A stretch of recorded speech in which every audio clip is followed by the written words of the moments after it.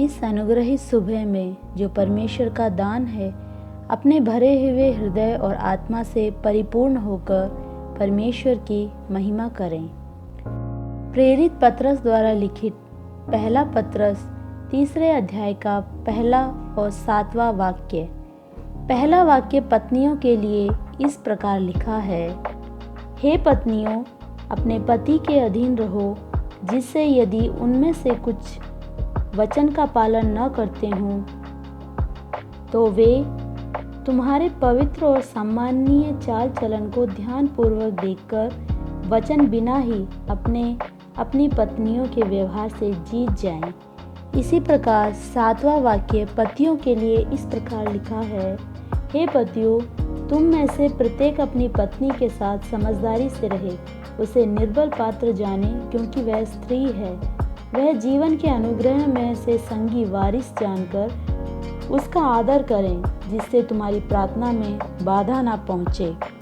अनुग्रहित वचन के आधार पर दाम्पत्य जीवन सफल करें विषय पर मनन करने में प्रभु हमारी सहायता करे। दाम्पत्य जीवन सफल होने के लिए परमेश्वर के वचनों के अनुसार जीवन जीना है, मतलब दोनों परमेश्वर के वचनों को हमेशा पहला स्थान देने वाले हों। इस तरह जीने वाले दंपतियों को एक दूसरे को समझने में कोई तकलीफ नहीं होती। परमेश्वर के पवित्र शास्त्र के अनुसार ही एक दूसरे को समझें। साफ साफ शब्दों में कहें तो दाम्पत्य जीवन को यदि सफल बनाना चाहते हो तो एक दूसरे को सही रीति से समझें। परमेश्वर ने दोनों की सृष्टि अलग तरह से की है। परमेश्वर ने पुरुष को यदि मिट्टी से बनाया है तो स्त्री को हड्डी से बनाया है। इसी तरह उनके शारीरिक गठन में, मनोभाव में, बुद्धि में, बड़े होने की परिस्थितियों में बहुत फर्क होता है।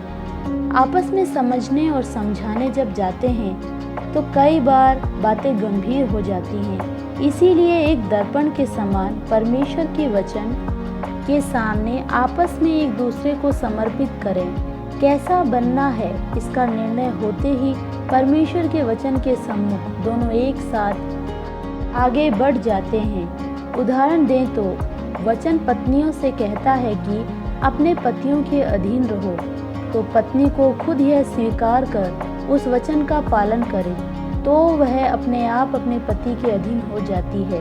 इसके विपरीत वचन ऐसा कहता है कहकर पति यदि पत्नी को जबरन अधीन करना चाहे तो वहाँ अलगाव पैदा हो जाता है।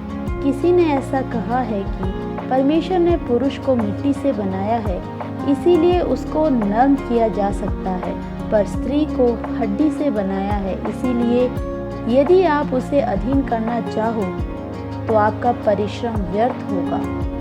इसीलिए मेरे प्रिय दंपतियों, परमेश्वर ने यहाँ तक एक शरीर बनाकर आपको मिलाया, तो वहीं दोनों के स्वभाव, बातें, चिंता, सपने, प्रतीक्षाएं, पसंद नापसंद सब हैं। इसलिए दोनों एक दूसरे की इज्जत करें। एक दूसरे के यंत्र बनकर कार्य करना, आइडियल बनना मुश्किल है। इसीलिए पवित्र शास्त्र को आधार बनाकर एक दाम्पत्य जीवन जिएं। जब दंपति बनते हैं तो पवित्र शास्त्रानुसार दर्पण के समान पवित्र शास्त्र के सम्मुख खुद के जीवन को नियमित कर सही तरह से समझने का बोध करते हैं। यही दाम्पत्य जीवन की सफलता है। आंखें बंद करें, प्रार्थना करें। आज सुबह पवित्र शास्त्र से सुने वचन के द्वारा एक दूसरे को समझने में आई बाधा के रूप में स्वयं की इच्छाएं यदि हैं तो पवित्र शास्त्र के वचन के अनुसार उन्हें दूर कर एक दूसरे को विवेक के साथ समझकर सफल दाम्पत्य जीवन सभी को प्राप्त हो। इसके लिए परमेश्वर हम सभी की सहायता करे। आमीन।